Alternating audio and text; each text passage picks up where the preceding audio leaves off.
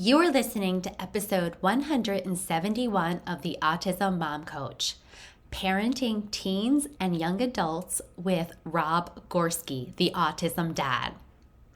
Hello, everyone, and welcome.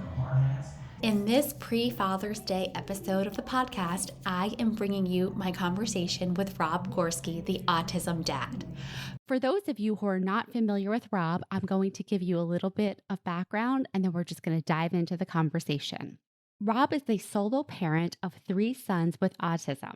He lives in Northeast Ohio and he runs a popular blog and podcast called The Autism Dad, where he shares his experiences and offers support to other parents raising children with autism and other disabilities.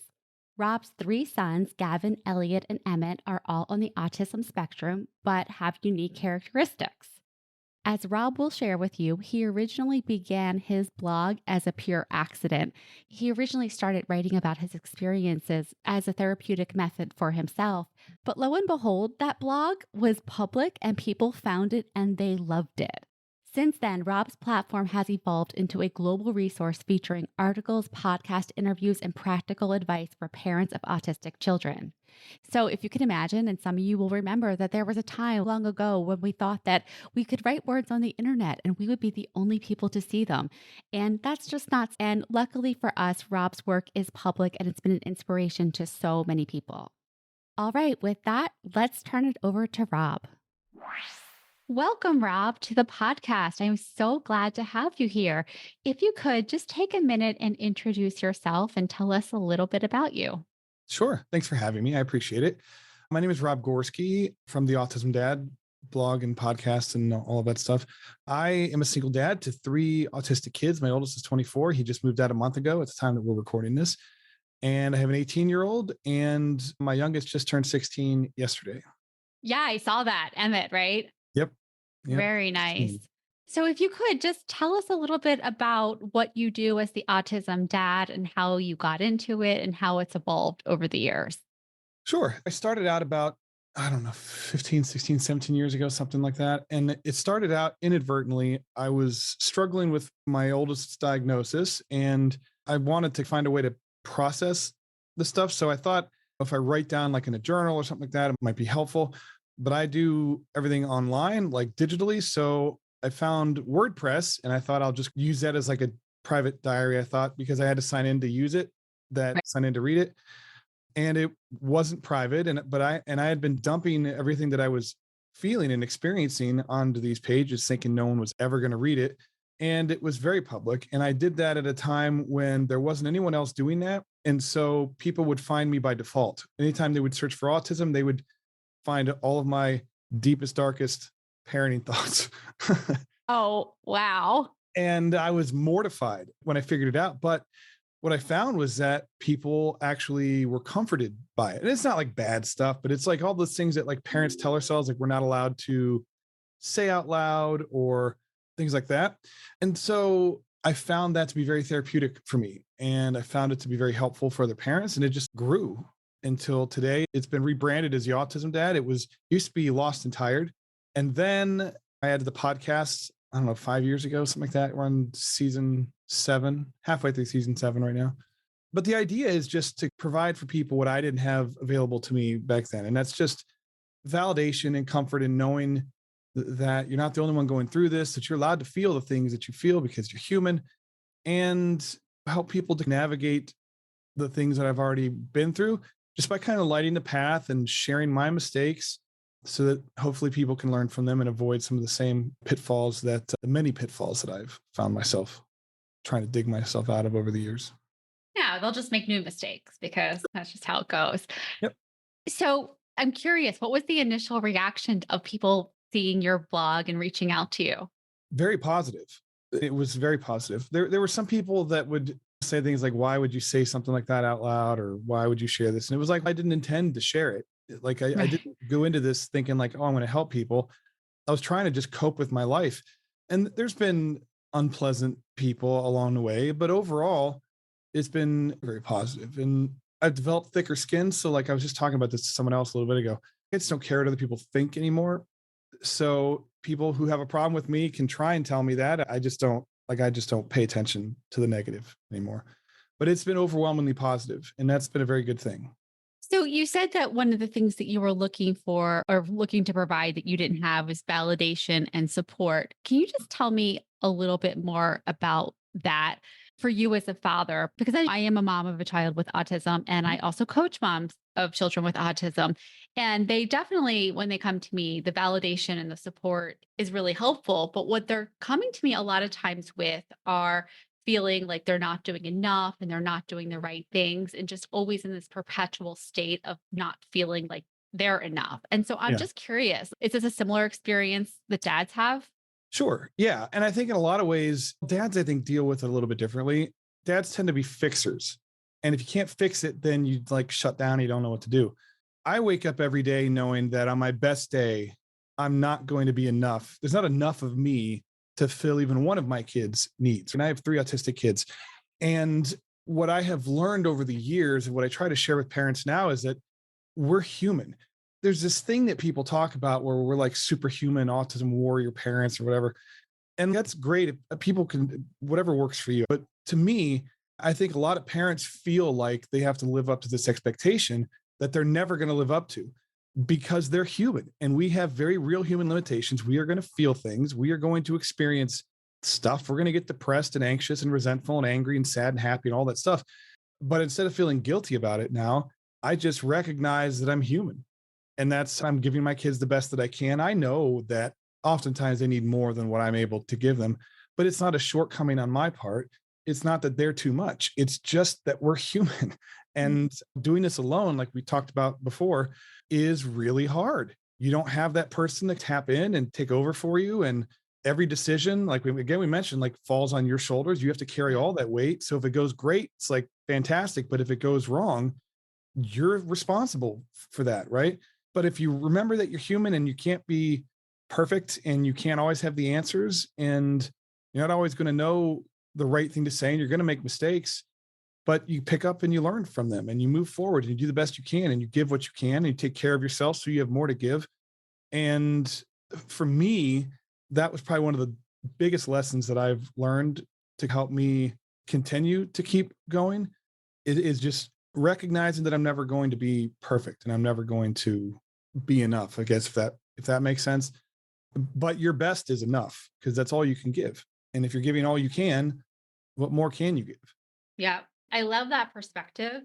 And there's so many things that you just said that I want to hit on. And one of the things that you said early on was this sort of idea, and I think this really comes from people of not neurodivergent kids, where like this idea of there's been some sainthood bestowed upon us because we're No. managing these kids and it's so hard and only special people get these problems and you're so blessed kind of a thing.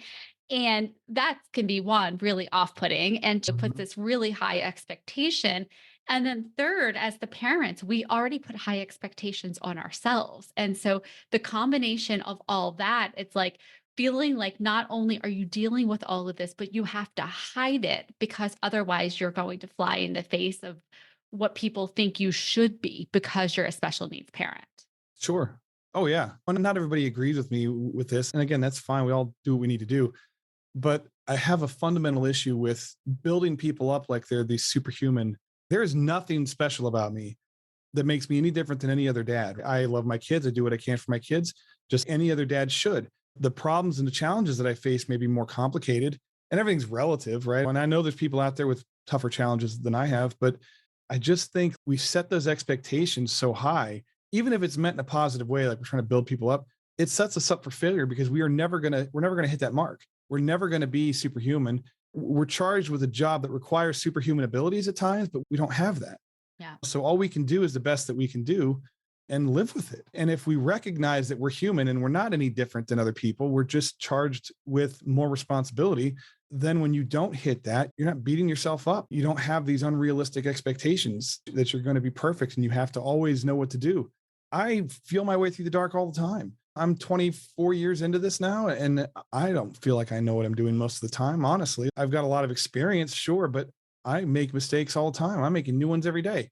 Navigating the whole transition to adulthood thing is something that even with all this experience, I was not prepared for that, not even close. And so I just feel like we need to just reframe how we look at this stuff. And there's nothing wrong with just being a regular human parent dealing with tough things. I don't know if that makes any sense. Yeah, no, it makes perfect sense. And when you talk about the superhuman ability, I wouldn't call it superhuman, but really the thing that makes us stand out is the resilience if we can cultivate that. And I think so much of that comes from recognizing our limitations, not as a deficit on us or on our parenting, but just like there are limitations and that's okay. And when you're Sure. not constantly beating yourself up about that, you have more energy to focus on the things that you can control and the things that you can do. Yeah. And the superhuman side of it, I don't mean that like literally. Oh, I know. We have to do all of these things. And oftentimes we have to do it without sleep, without support, without Mhm. financial ability, without being able to work out of the house sometimes because it's impossible for some parents to. It was that way for me. You can't be a full-time caregiver and have a job outside of the house. So to me, that's just how I visualize it. Like superhuman abilities would be like, to me, being able to function at my best, never getting any sleep and never taking care of myself and never having to worry about anything else. But the reality is that we don't have that. We can't function without sleep. We can't survive without a paycheck. We can't do a lot of these things. And so we have to just find creative ways of accomplishing these things. And then it's constantly juggling and triaging things in real time. We're constantly having to decide what we have to keep in the air and what we can drop to the floor. It's just 24 hours a day, 7 days a week, 365 days a year, sometimes for the rest of our lives. And we have to do that in real time. And so even when you do sleep at night, for most parents or a lot of parents, you're still not like sleeping because your brain is still worried about whatever. You're still listening for your kid to get up and leave their bedroom in the middle of Yep. the night, or it's really tough to be human and try and manage everything that you have to manage a lot of times when you have kids with these types of additional needs. So that's what I mean. I don't mean flying or, I didn't think you did. I think we were just talking about how other people compute that oh, yeah. superhumanness. Every Yeah, kid with autism is their a super superhero. abilities because it's not always the case. And so, like generalizing things like that, I just don't like to generalize things, I guess. I completely agree with that. So I want to know 3 children with autism Mhm. and solo parenting. How did you do that? How are you doing that? No idea. Let's start there. And then I really want to talk about the transition to adulthood because I think that is something that is just not getting talked about enough. And more of our kids are transitioning to adulthood. This is going to be a huge population that's very much underserved. And so I want to hear all you have to offer. Sure. How do I do it? I have no idea, to be honest with you. I have made plenty of mistakes along the way, not taking care of myself and burning out and having to build myself back up, stuff like that. So I've learned those lessons. To me, I don't know anything else. So it's like my normal, right? Mhm. I don't have a basis of comparison to or a reference to what it's like to be a parent to neurotypical kids. I just don't know. So it's objectively, I think it's much harder what I'm doing, but it feels normal to me. So like I just get up every morning, I do what I have to do. My kids do what they need to do, and that's just life for us. I don't feel like I do anything special in order to do this. I go to the gym. I do all the advocacy stuff that I do with the Autism Dad. Those are things that give me a direction for all that anxiety and negative energy and whatever. Everything is relative. Now I could step into your shoes. I think we mentioned this on my show. Like I could step into your shoes and be like, holy cow, I don't know how you do it. You could walk in mine for a minute and be like, oh wow, like this is different. I can do this. So it's relative. So I don't know that my life is like so much harder than everybody else's. I just do whatever I feel like Yeah. that should do, if that makes sense. I guess I'm not really, yeah. And I totally know what you mean. It is all relative. Like I have clients who have twins. They don't know from not having twins. Yeah. So they're like, this is just how we roll. But just from the perspective of having 3 children with needs, if you would talk about are your kids exactly the same place on the spectrum, I'm doubting that's not true. And so how it is navigating the needs of needy children and who are all different. Yeah, that's a good question. So they're not all the same. My oldest, they were never like diagnosed with levels back then. It Yeah. was just high functioning, low functioning, whatever. My oldest was diagnosed, he had childhood disintegrative or has childhood disintegrative disorder. So he experienced massive aggression. So he is very cognitively impaired, but he's doing pretty well. My other two were just born the way that they are. So I don't know them any differently. And I think they each have needs that can overlap, and then they can each have needs that are conflicting with each other. So like one, I might do something for Elliot that is triggering for Emmett, but Elliot needs it. But if I do it for Elliot, then it's going to set Emmett off, especially when they were younger. And then there's a lot of things with Gavin, my oldest, that I've had to do just because of the way he's wired that just rubs the other two kids the wrong way. And they just cannot wrap their heads around why I handle him the way that I do. And it just is. It's 3 different languages. You know, there's very few things that I can just apply once and it works across the board. And it's a lot of moving targets because their needs change over time and what they need shifts, and what works today may not work tomorrow. So it's constantly this very like fluid dynamic situation where you're just exhaustively trying to find what works in the moment. And it's just not always the same thing every day, if that makes sense. That is such a great point. I know when my son was younger and we found anything at work, let's say with a teacher or a one-on-one aide, I would just be like, we have to be with you forever because this is working. But that's never the case. And so they were always evolving, like the folks that are in our kids' lives, what's working in terms of therapies, medications, environments. And so I had to learn early on not to get too wedded to any one thing because it was going to evolve. And that makes it hard because it makes it less predictable. And one of the things that as humans, like we want to do and that we benefit from is like planning things out and knowing ahead of time. And there's very little about my life that has been predictable aside from unpredictability. Yeah. There's so much that's just outside of my control. And I'm somebody that likes to have influence over my environment and what I'm doing and how I'm feeling and everything. There's just some things that I can give everything I have into this at times, and it has no impact because it's just totally outside of my control, and we have to weather the storm and get through it and whatever. And like with my oldest, when he was still living at home, he's an amazing person and he has come so far, but he was driving everybody crazy. He had outgrown the house developmentally. Like in order for him to continue to grow, he really needed to be untethered or detached from us so that he can make his mistakes and do his thing and grow. And we had dinner with him last night, and it's only been a month since he moved out, and it was good to see him and all this stuff, but it was very apparent that he's very different. And it's very difficult to coexist with him at times. And I don't know how we did it for as long as we did. And it's not anything against him because he's not doing anything wrong.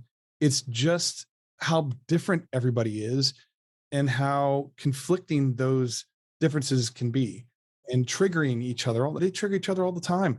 So it is very tough to navigate a lot of this stuff with any set pattern or any way that's like predictable. That it has more neurotypical side of parenting where it's relatively predictable, if that makes sense. I have clients where they have children who are close in age, and sometimes both the kids are autistic, or one's neurotypical, the other's autistic. But there are situations where the parent has to pick one over the other, one's happiness or comfort over the other. And then they have great guilt about that. And I'm just curious how you decided to handle that, given that was just the norm for you. Yeah, that's tough because it was squeaky wheel, right? In my house. And Yeah. squeakiest of all the wheels was Gavin. He had a lot of serious health issues, a lot of behavioral issues. And when I became like a single or solo parent, like we talked about before, you're one person and you have to manage. It was like constantly putting out fires is what it feels. And so the kids who there's less demand, they tend to get less attention. Yeah. Not because you don't want to give them attention or you love them any less. It's just that it's okay. You're doing really well. You can keep doing this. I got to go deal with your brother.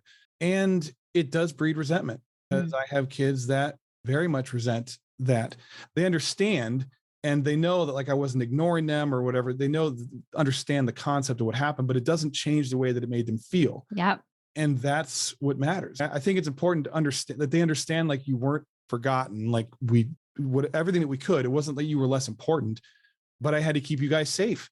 And part of keeping you safe meant I had to manage this behavior. So what felt like you were being ignored in the moment was me trying to keep you away from something that you didn't need to be exposed to.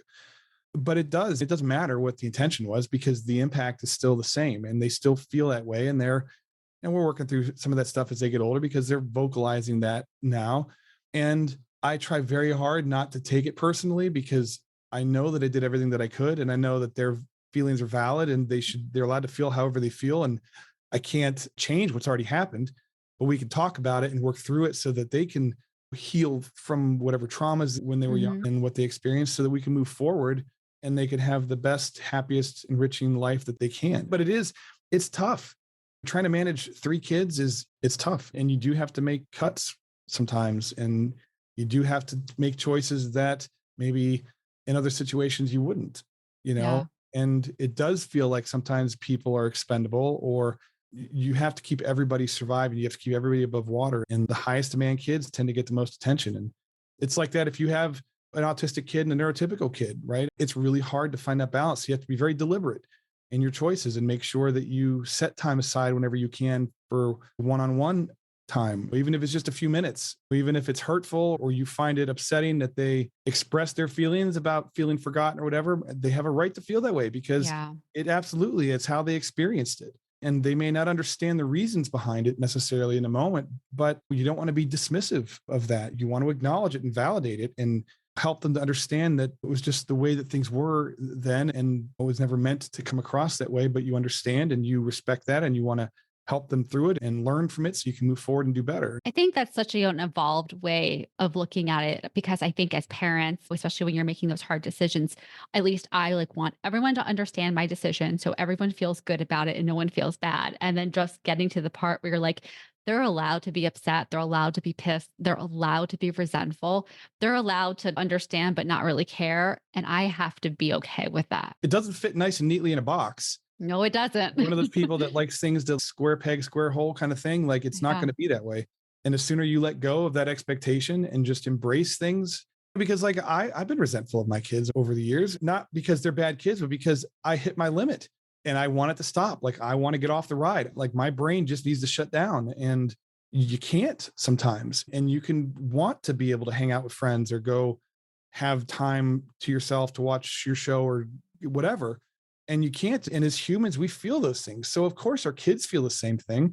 Yeah. And if we tell our kids that it's okay to feel that way, we understand and we respect that. Why can't we as adults feel the same thing and allow ourselves that same grace? So I think it goes both ways. And we have to not only be accepting of how our kids are feeling, but we also have to be accepting of how we're feeling and then maybe model how to manage that behavior in a healthy way. Yeah. So that your kids know that, look, yes, I know your brother drives me crazy too. Yeah, I get it. And we drive him crazy. So it's not like he wanted to move out. It's not like he was just driving us crazy. We drove him crazy too. Like he Mm. was so tired of living with his brothers and being like micromanaged and all this stuff. And so it was a mutually beneficial thing. So do I feel guilty that I helped him to move out? No, because it was the best thing for us, but it was also what he wanted and it was the best thing for him. So they can all coexist. What does showing up for yourself look like for you? Currently, showing up for myself is getting sleep, therapy when I'm in therapy, working out, eating right, spending time with my girlfriend, having a life outside of being a dad is showing up for me. And I used to feel guilty about it, but the more time that I spend with myself, the more independent my kids are becoming. Yeah. And that's a good thing.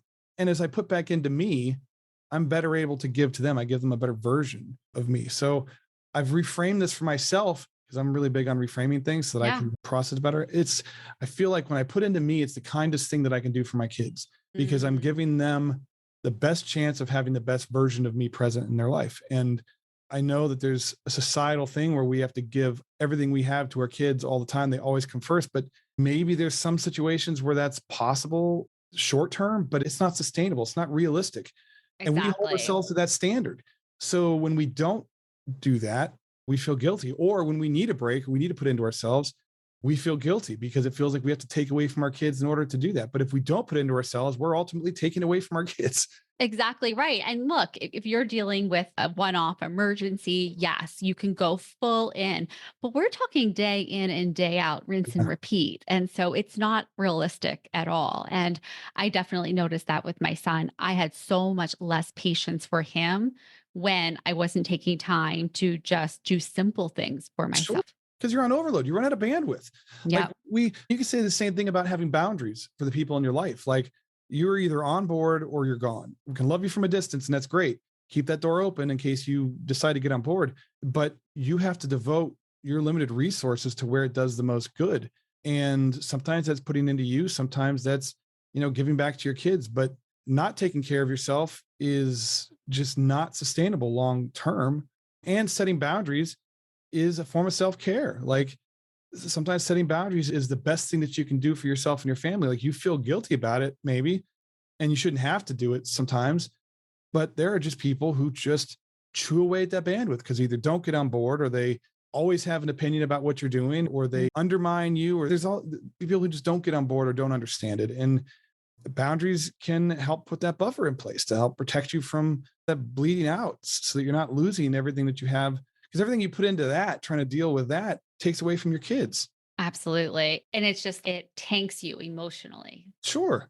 Yeah.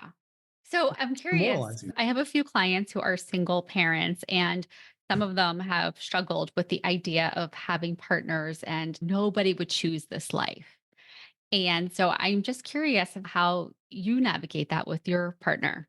I feel like I'm very lucky. I know that I'm very lucky because she has an autistic daughter as well. She's very new into the journey because it's only been about 2 years, I think, since about a year and a half, because we met right after her daughter was diagnosed. But I think that it's tough. We're actually going to be recording an episode about this because there's a lot of people ask questions like they just assume that it's never going to work.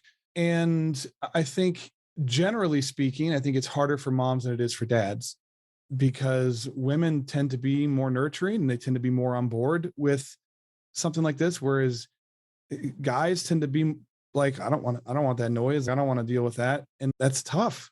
It's not Yeah. totally not fair. But I think if you find somebody who is supportive, who understands and is willing to learn, I think is the big thing, and sees you for you and everything else is just part of the deal because we don't come without our kids. And in my case, I'm so incredibly lucky. I realize that every single day of my life. And having somebody who is actually supportive makes all the difference in the world. I've had relationships where they didn't understand necessarily. And then there's not a refusal to learn, but just a constant second guessing. It's constantly, why are your kids doing this? Or why can't your kids do this? Or we need to get your kids here and they need to be able to move out, all this stuff. And they're not wrong necessarily, but it's like, it's an artificial timetable. You feel rushed, which then puts pressure on things and it just makes it difficult. And when you find somebody who gets it, it's just peace. And it's not easy to find, I don't think, but it's out there.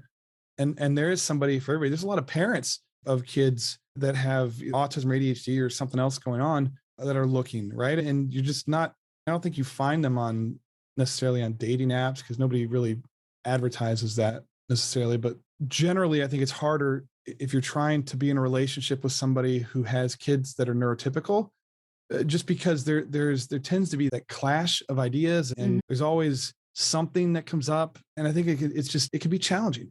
Definitely not impossible because I know lots of people who have found a way to make it work and they're amazing, but it can be definitely challenging.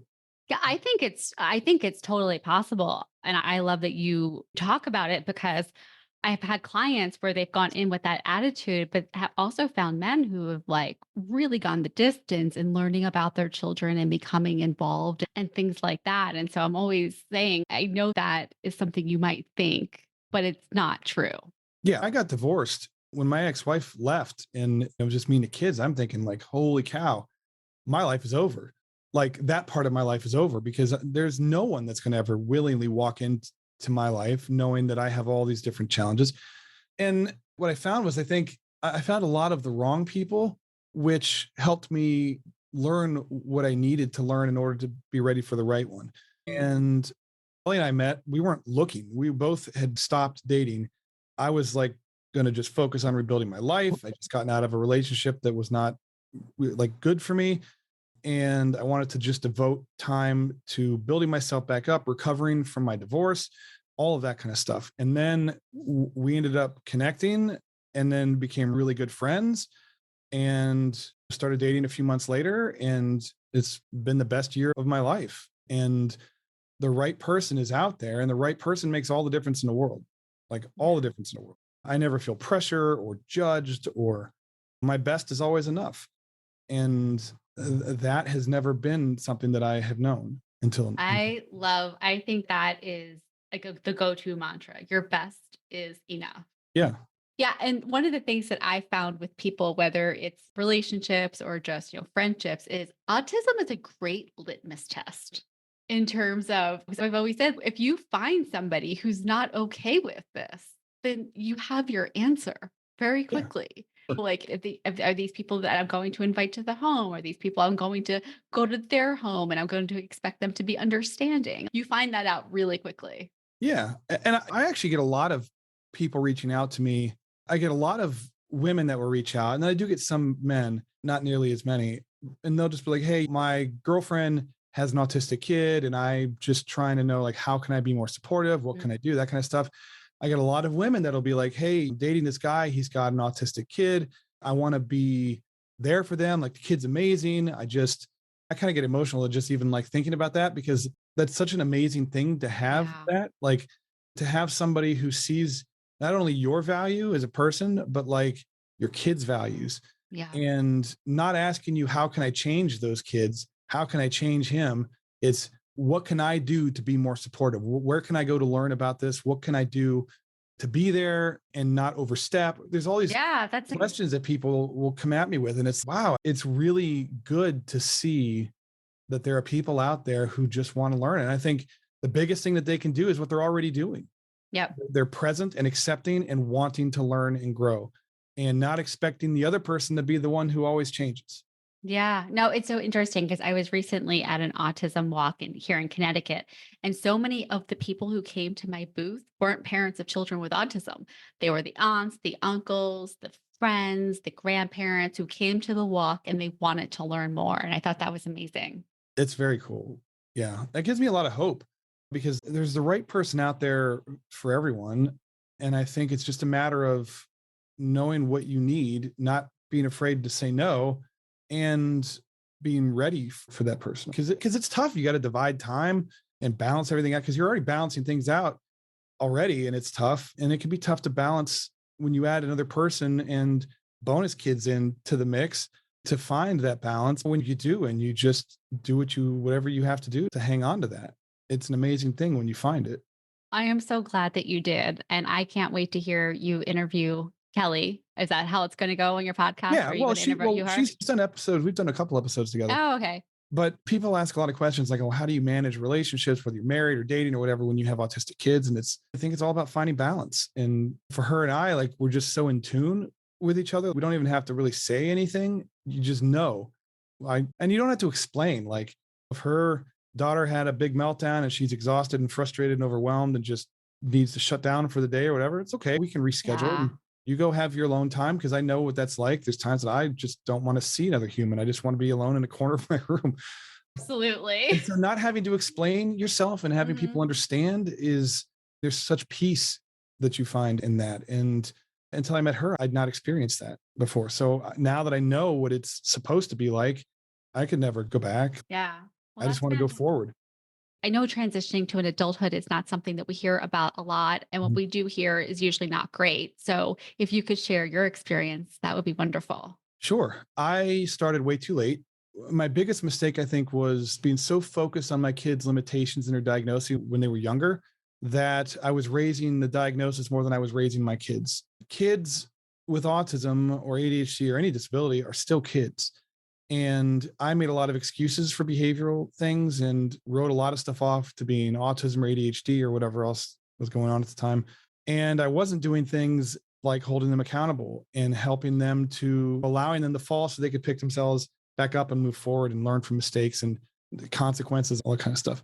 And so as my kids got older and I started to recognize those things, it was like, oh man, like now it's playing catch up. Yeah. When there could be petulant teenagers, they don't want to hear this stuff now. They don't. Gavin was an adult. He doesn't want to hear this stuff now. And so the best advice that I have for parents is, the moment your kid is born, assume that they are going to grow up to be adults. And if they have an autism diagnosis, they're going to have that autism diagnosis all throughout their life, because autism is always, right? It doesn't go away. You don't outgrow it. And use every day to help prepare them for adulthood, not like robbing them of a childhood or accelerating stuff, but just allow them to make mistakes and help them learn from it. Hold them accountable for their actions. Like, there's developmental things that are outside of their control, whatever, but kids need to know there are consequences for things that they think, say, and do. And just like anybody else, they need to be held accountable, learn that accountability. And again, developmentally, appropriate. Like my kid's therapist used to tell us, like, you don't punish someone for not being able to see, but if they got into a car and drove and ran over 3 people, they're held accountable for that. Yeah. And autism isn't an excuse to just have free reign and a free pass, because life is not going to allow for that. There's going to be a time when I'm not around and society is not going to care. And I'm dealing with that with my oldest right now. There's going to come a time where he's going to have to learn the hard way with some of these things. And so the more I prepared them as they were younger, the better off we would be going forward. So I just think prepping is as far ahead as you can, little bits at a time, helps to make that transition smoother and easier. And then if you're in the States, you want to get involved with the board of DD as soon as you possibly can, because they can help with funding and get on the waiver program, stuff like that. There's job training things for people with developmental disabilities. Like here in Ohio, we have opportunities for Ohioans with disabilities, which is what my oldest went through. It's job training and job coaching and mock interviews, and they build resumes and they help them connect with employment. And my son's had his job now for almost a year. It'll be a year this month at some point. And he's doing great. But connecting with those resources and services as they are transitioning from 18, I think 23 is a cutoff for a lot of people here. It just helps you to slowly start bridging those gaps ahead of time so that you don't hit that cliff where it's like panic because all the resources dried up and you don't know what to do. But it's tough because you're trying to survive the moment most of the time. And so you're not thinking about tomorrow. You're trying to survive the next 5 minutes. And now I lived 20 years doing that. And I wish that I had approached things a little bit differently. And it's not, I did things for the right reasons at the time, but it just complicated things for the future. So if you go into it thinking that your kids are going to be adults someday and they got to be ready, start from day one and just start everyday things that you can do to help your kids to be ready. So you're doing it over the course of 18 or 20 years and not trying to cram it in when they're 15, 16, 17, when they're not going to want to listen to you anyways, because kids don't want to listen. And then you have an extra layer of developmental stuff that might be impacting that. So start young and just keep building. Yeah, I think that's such a great point. And it's also sometimes we're in these moments where we're going to pick the easy out. Like I've done it, like where you're sometimes picking between sleep and not sleep. And so I always try to encourage my parents, like, this doesn't mean you do it all the time and you do it perfectly, but there are things that you can do to integrate into your life. And especially like when our kids are regulated and you can have more teachable moments with them. So if they are losing their shit, it's probably not the time, but you can find a time. Yeah. And you're not trying to rush these kids into growing up or whatever. And you're definitely not wanting to hold them accountable for things that they have no control over. Yeah. But they're still kids. And kids in general make stupid decisions. They make dumb decisions. They do things because they just want to be mean sometimes. And kids with autism are not exempt from that. They can do it too. And it's just a matter of showing and instilling things in a way that are developmentally appropriate and fair to your kids and just help them to learn, because it just ultimately becomes easier for everybody. If they learn that there's consequences for sneaking the iPad or whatever it is, then over time, they learn not to do that. Like my oldest required constant repetition, years and years of just repeating the same thing over and over again until it just clicks. And so if you start younger, the younger you start, the better off your kids are going to be as they get older. And, the reality is they're going to be existing in a world where we're not there at some point. Yeah. And the world is not going to care what the reasons are for things. They're just going to care about the outcome. And so if we can help our kids to be prepared to navigate that world, the better off they're going to be. The more peace we can have when we close our eyes at night, instead of staring at the ceiling fan, thinking of all the things that could happen, so that you're already doing everything that you can do to help prepare them for that time. And then squeeze everything else in, like job training and all of that kind of stuff. Thank you so much for sharing that. I definitely want to have you back on to talk about that even more, because I think it's just like such a meaty topic. And I am sure your youngest is 16, so I'm sure this will evolve for you over time and you'll have more to share. Oh yeah, it's constant. It's constantly evolving. You can't plant your feet you have to be as flexible as we want our kids to be. And yeah, so it is constantly evolving. Yes, that's such a great point.